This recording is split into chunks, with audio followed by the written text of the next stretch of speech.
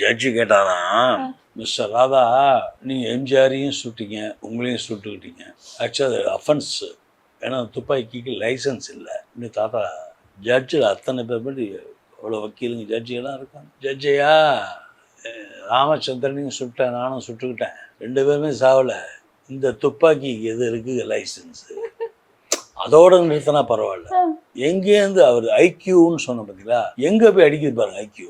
சொல்றாரு, இந்த மாதிரி துப்பாக்கி நம்ம நாட்டில் தயாரிச்சா நம்ம எப்படி சைனாவையும் பாகிஸ்தானையும் போரில் போய் சந்திக்கிறது?